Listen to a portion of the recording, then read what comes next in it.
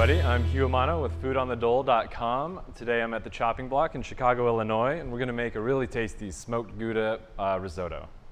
So I'm going to start with a nice heavy pan. It has nice sloped sides and a wooden spoon. Wooden spoons are very important because they don't absorb too much heat from the risotto as it cooks, okay? So into the pan go a couple knobs of butter. We'll call this 2 tablespoons. We're just going to melt that down. And I've got the pan over about a medium-high heat right now, somewhere in that range.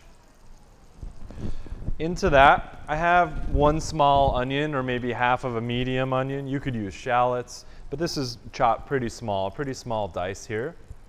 Right into the pan with the butter. And then you always want to give things a good dose of salt as you're cooking. So a little pinch of salt in there. And all we're going to do now is sweat these onions. You don't want to caramelize them too much because you don't want to get too much color that's going to show up in that final product. You want it to be nice and smooth and creamy. So our onions have sweated down for about 1 or 2 minutes. They're nice and soft, getting a little translucent. So I'm going to go ahead and get our rice in there. We're using a short grain arborio rice. It's really good, a lot of starch in it. It's going to help make things really nice and creamy there at the end. Just add that to the pan. That's about a cup of arborio rice. Now we want to stir it around. Get that rice coated with all of the butter that's in there. Get it mixed in with the onions. Maybe toast the rice just a little bit. This is going to happen in about 30 seconds. And once that is done, I have about a cup of white wine here. We're going to add that in.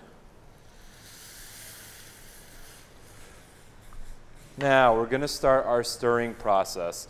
You may have heard horror stories about risotto taking a really long time and you have to be chained to the stove to cook it. Well, first of all, it's not that long. It's about 17 minutes once the rice hits the pan.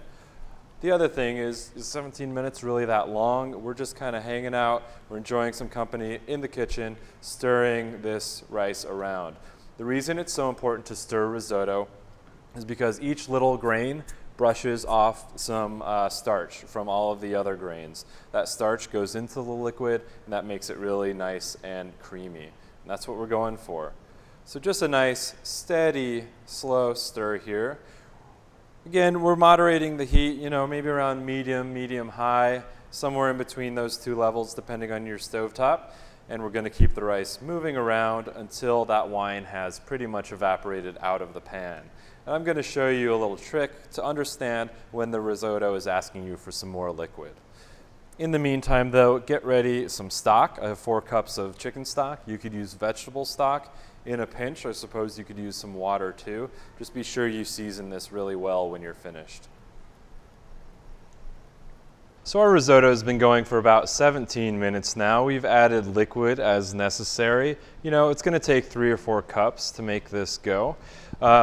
We're tasting it. It's really nice and slightly al dente, not too gritty or anything like that, but just really nice and creamy with a little bit of body to it. You want to be able to identify each individual grain of rice in there. So to finish this up, we're going to add some of our smoked Gouda, shredded, right in there. And this is kind of up to you. I probably put about a cup in. And we're just going to let that melt. And I'm doing this off the heat, okay? We want it to be warm enough so that the cheese melts, but not so hot that it's going to make the cheese separate out. I'm going to get a little bit of butter in there too, maybe a couple tablespoons. And now we're just really beating this in, letting it all kind of melt together, okay? That butter will get all nice and melty. Everything will be creamy. You can already see that cheese starting to melt in there. You have that really great smoked Gouda aroma. You don't have to use smoked Gouda. You could use any cheese you want. You could just do Parmesan if you wanted. And once that butter gets beaten in, we're going to go ahead and pour it right into a serving container. When I do this, you're going to see the risotto kind of move, and that's something called all'anda, and that just means the wave in Italian. It's a sign of a really good kind of more modern, very rich risotto. There you go, that nice Alanda. And we'll just finish that with a little bit of parsley right on top. Take it right. There you have it, really simple, beautifully creamy risotto with a little smoked Gouda inside. Again, I'm Hugh Amano with foodonthedole.com.